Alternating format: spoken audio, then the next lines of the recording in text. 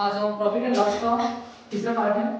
इसमें इस टाइप को देख रहे हैं, जब किसी वस्तु को ए रुपए में बी वस्तु खरीद कर बी रुपए में ए वस्तु बेचा जाए, जब इस टाइप का कंडीशन क्वेश्चन आए तो उसके लिए फॉर्मूला क्या हो जाता है, क्रय वस्तुओं की संख्या, क्रय वस्तुओं की संख्या मतलब कितने क्वांटिटी में सामान खरीदा गया, ऋण संख्या का स्क्वायर ऋण विक्रय वस्तुओं की संख्या, विक्रय वस्तुओं की संख्या इसका स्क्वायर। ठीक है, क्रय कितना किया गया है और उसके बाद बेचा कितना गया है, उन दोनों का ये मतलब क्रय का स्क्वायर और विक्रय का स्क्वायर बटे फिर से विक्रय वस्तुओं की संख्या का स्क्वायर और पूरी का गुणा किससे होगा 100। ठीक है, अब जहां पर ए है बी है तो हम एग्जांपल लेके चलते हैं हम लोग। ठीक है,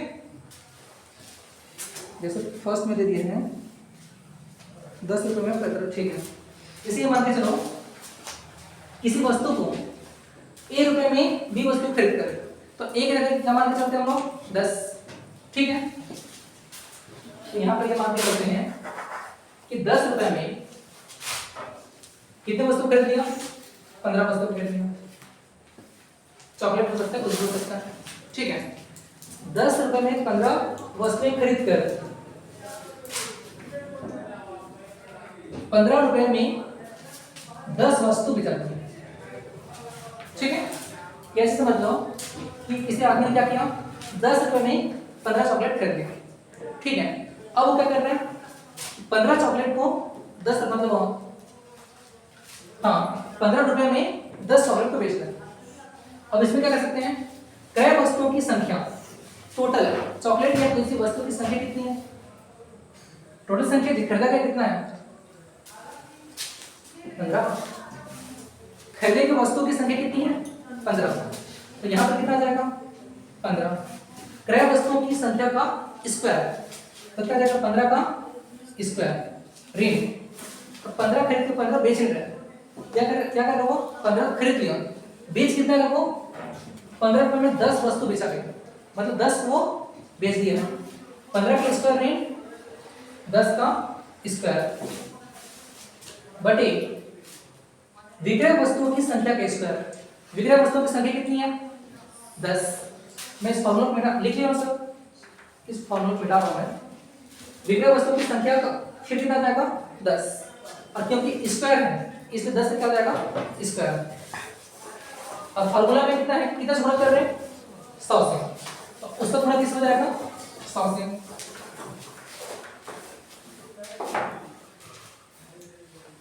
बटे 10 का स्क्वायर इंटू 100।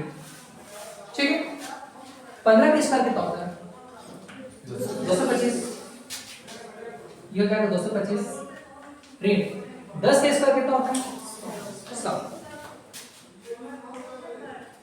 ठीक, फिर 10 का स्क्वायर कितना होगा 100 इंटू फॉर्मूला का भी 100। अब यहां पे देखो भी 100 हर में है और इस पर 100 अंश में है, ये तो डायरेक्ट कैंसिल। ठीक है, अब देख लो 225 है, ठीक है, माइनस 100 कितना बच जाएगा 125 और इसमें किसे पूछता है कि प्रॉफिट का परसेंटेज पूछता है, तो ये 125% प्रॉफिट कर जाएगा, मतलब 125% कितना मिल जाएगा उसको प्रॉफिट। ठीक है, ठीक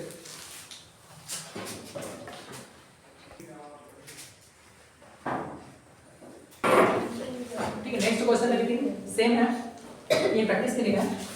जब किसी वस्तु को 20 रुपए में 25 वस्तुएं खरीद कर 25 रुपए में 20 वस्तु बेचा जाए तो लाभ प्रतिशत ज्ञात करें। फिर से ये फॉर्मूला क्या था, क्रय वस्तुओं की संख्या, क्रय वस्तुओं की संख्या का स्क्वायर माइनस विक्रय वस्तुओं की संख्या का स्क्वायर, विक्रय वस्तु संख्या लिखा उसका संख्या स्क्वायर इंटू इंटू का पीछे रहेंगे। फिर से विक्रय वस्तुओं की संख्या, विक्रय वस्तु संख्या का स्क्वायर इंटू 100। अब देखो भाई, क्रय वस्तुओं की संख्या कितना क्वांटिटी में खरीदा गया? 20 रुपए में 25 वस्तु खरीदा, खरीद का मतलब 25 खरीदा गया, 25 का स्क्वायर होगा। 25 का स्क्वायर कितना होता है? 625। 25 का स्क्वायर। विक्रय वस्तुओं की संख्या खरीद कितना बेचा हो? 25 रुपए में 20, 25 खरीदा, बेचा कितना है? 20। 25 का स्क्वायर रेट 20 का स्क्वायर बटे विक्रय वस्तुओं की संख्या, अगेन 20 ही आएगा। अच्छा ये दिख रहा है क्या? देखो इसमें दिख रहा है पक्का ना? ठीक, इंटू 100। 25 का स्क्वायर कितना होता है? 625। 625 ऋण 20 का स्क्वायर मतलब 400 बटे फिर से 400 इंटू 100। ठीक, अब ये डबल जीरो कैंसिल, ये डबल जीरो कैंसिल, ऊपर में क्या बचेगा? 625 में से 400 घट जाएगा, कितना बचेगा? 225 बटे में क्या है? 4। इसको फिर से इसको फॉर्मूला में डाल दो।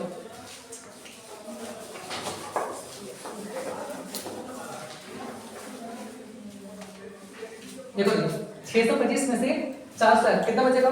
225 बटे 4। ठीक है, जब इसको भाग देंगे कितना होगा? 56 चौक 224। फिर 56 का पढ़ा अगर नहीं पता तो चलो क्या कर सकते हो, 50 का पढ़ा पता है। 50 चौक 200 और 6 चौक 24, मतलब कितना होगा? 224। कितना बच रहा है? 1, मतलब 56 बार तो पूरा जाएगा। 56 चौक 224, 1 तो बच रहा है ना, जो शेष सब बच रहा है वो ऊपर में बटे में 4। और क्योंकि क्या हुआ? प्रॉफिट हुआ है तो ले सकते हो। ठीक,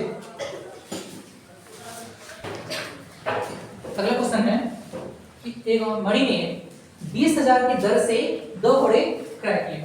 ठीक है, मतलब 20,000 की दर से, मतलब प्रत्येक को कितने में खरीदा? वो 20-20 हजार रुपए में। ठीक है, कितने घोड़े करेंगे इसने? 2 घोड़े। 20,000 का एक, ठीक है, तो 2 घोड़े कितना पड़ेगा उसको? 40,000 रुपए। ठीक है, 20,000 की दर से जी 20,000 का एक, तो 2 घोड़े उसको कितना पड़ गया? 40,000। उसका अपना क्रय मूल्य, क्रय मूल्य, क्रय मूल्य बोल सकते हैं कितना पैसा लगाया। ठीक है, कितना पैसा लगा लिया अपना?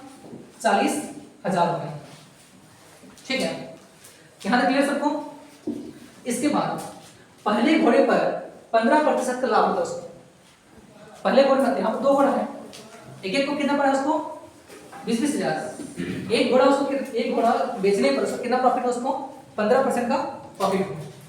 दूसरे घोड़े पर इतना इतना उसका नुकसान हो गया कि उसको कुल सौदे में 1800 रुपए का और हानि हो गया। पहले केस में क्या होता? पहला घोड़ा 15% कमा के लिया था, दूसरे घोड़े पर इतना लॉस में बेचा गया कि पूरे कुल सौदे में कितने का उसका नुकसान हो गया? 1800 का नुकसान हो गया। याद क्लियर सबको? तो अपना जो है क्रय मूल्य कितना का था? वो 40,000 रुपए। ठीक है, और कुल सौदे में 1800 रुपए उसको नुकसान हो गया उसको। तो इस 1800 को इसमें से घटा दो, 1800 रुपए, मतलब उसके हाथ में कितना पैसा आ रहा है इसको देखना है। ठीक है, अभी क्रय मूल्य, ठीक है, इसको हाँ इसको क्रय मूल्य, क्रय मूल्य था 40,000, अब इसको इसमें हटा रहा हूं तो अब अगला दिखा दो। क्रय मूल्य था 40,000, अब जो लॉस कितना होगा इसको? 1800। अब इसके हाथ में कितना आ रहा है? तो जगह इसे लिखते हैं विक्रय मूल्य, मतलब दोनों को बेच के उसके हाथ में कितना पैसा है। ठीक है, ये हो जाएगा 38,200। ठीक है, खरीदा कितने में था वो? 40,000 में, बेचा कितने में? 38,200, मतलब पूरा फाइनल ना, दोनों घोड़ों को बेच कर उसे कितने मिला इसको? 38,200। ठीक है, अब देखते हैं, अब इसमें मुझे एक एक का निकालना है कि पहला घोड़ा क्या था, प्रॉफिट बना के दिया था, ठीक है। तो पहला घोड़ा को खरीदे कितने में था, 20,000, 20,000 रुपये, 20 रुपये में नहीं आया, 20,000, बढ़िया। अब क्या 15% प्रॉफिट कमा के दिए, 15/100, ये जीरो कैंसिल, ये जीरो कैंसिल, 200 गुणित 15 कितना होगा, 3,000, ठीक है। ये 3,000 रुपया प्रॉफिट कौन सा बड़ा कमा कर दिया, पहला वाला। खरीदे कितने में थे, 20,000, बेचे कितने में, 23,000, ठीक है। तो भाई बेचे 23,000 मतलब 15% प्रॉफिट। एक घोड़े को बेच दिए 23,000 में, और दूसरा घोड़ा बिकने पर उसे कितने मिल रहे हैं, 38,200। मतलब मुझे अगर ये निकालना है कि दूसरे घोड़े का कीमत निकालना है, तो क्या निकाल सकते हैं, कुल विक्रय मूल्य भी प्रथम घोड़े का विक्रय मूल्य। अब मैं क्वेश्चन मिलाऊंगा इसको,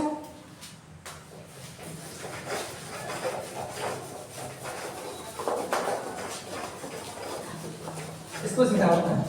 देखो उसके हाथ में टोटल कितना आ रहा है, 38,200 रुपये आ रहा है, ठीक है।